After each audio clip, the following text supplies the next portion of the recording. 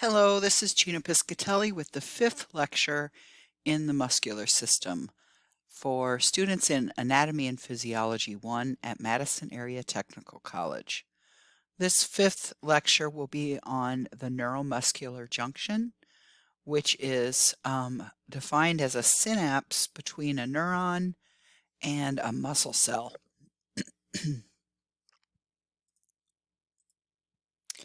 So let's just take a step back for a second and think about a whole muscle.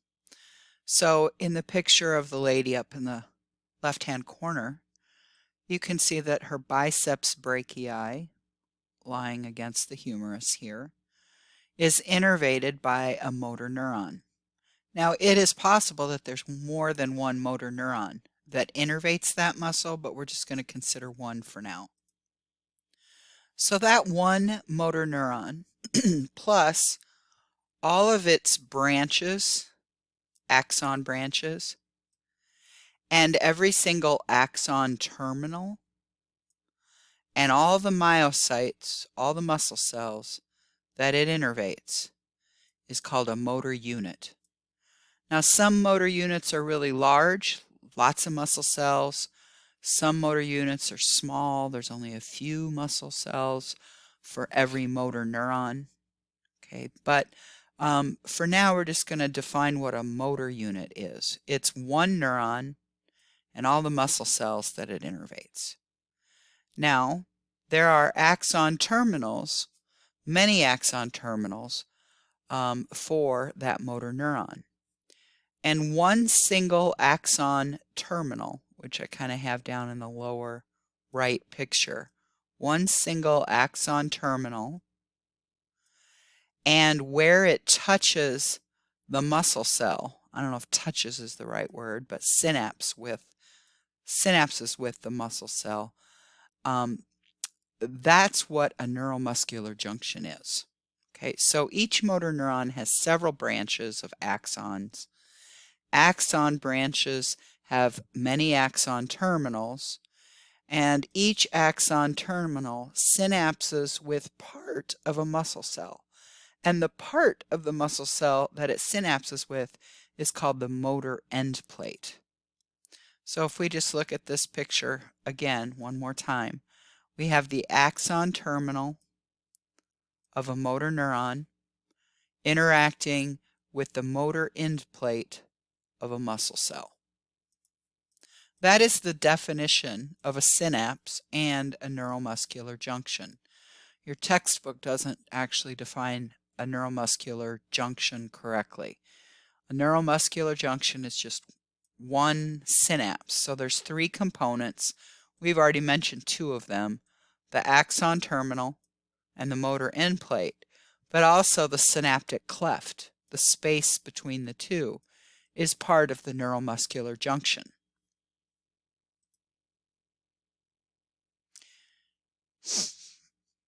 Now, we're going to talk about what happens at the neuromuscular junction to cause a muscle cell to actually be excited and contract. So the first thing that happens is a wave of action potentials is propagated down the length of the neuron. And so there's depolarization of the membrane potential in the neuron. That opens up calcium channels in the membrane of the neuron, and calcium moves inward so that these secretory vesicles can fuse with the membrane. Number 3, to release the neurotransmitter. And the neurotransmitter is always acetylcholine in skeletal muscle. So here's our acetylcholine, it's green, and it diffuses across the synaptic cleft. And that's number 4. And as it diffuses, occasionally, hopefully often enough, acetylcholine will find a receptor or bump up against a receptor on the motor end plate. So then it binds to the receptor on the motor end plate. That receptor is a special ion channel. It allows sodium and potassium to move simultaneously. So again, the green is acetylcholine. That's the neurotransmitter from the motor neuron. And the purple is the receptor in the muscle cell. Sodium goes in and potassium exits just due to ion concentrations. So it's plain old diffusion.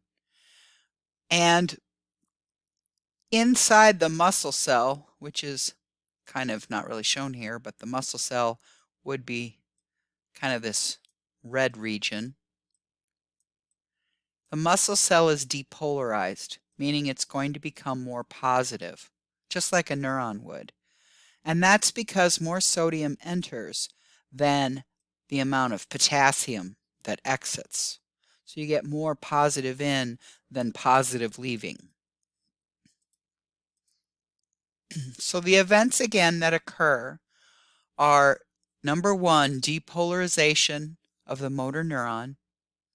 Number two, calcium influx into the motor neuron.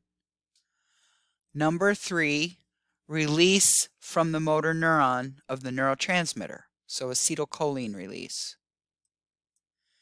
Number four, acetylcholine diffuses across the cleft. Number five, acetylcholine binds to a receptor on the muscle cell. And then number six, sodium enters, potassium exits. And most importantly, sodium influx is greater than potassium efflux. So that results in an overall depolarization inside the muscle cell. So inside the muscle cell becomes more positive. And interestingly, muscle cells resting, skeletal muscle cell resting potential is less than neurons. It's usually -90. And threshold is typically somewhere around -65, but I'm not going to hold you to those numbers because it varies depending on what source you look at. But from there, everything works just like a neuron. So when you reach depolarization here, some voltage-gated sodium channels open, and so now you have more depolarization because more sodium's going in all the way up to peak. And then those sodium channels close and potassium channels open, and potassium exits the cell, making the inside of the cell become more negative. So this slide also shows you, oops, can't get there. This slide shows you the same sort of thing.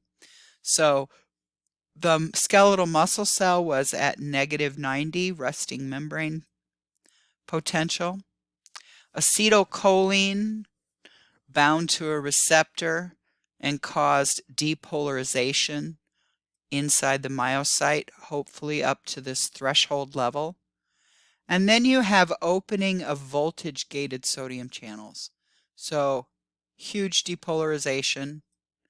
Notice this value is different than the last one we looked at. Sorry, somewhere around 30. Then sodium channels close, potassium channels open, all due to this voltage. Potassium leaves and the cell becomes more negative. So the rest, it's like a neuron. The only thing that's different is threshold is a little lower and resting membrane potential is lower. Otherwise, it's the same. Thank you.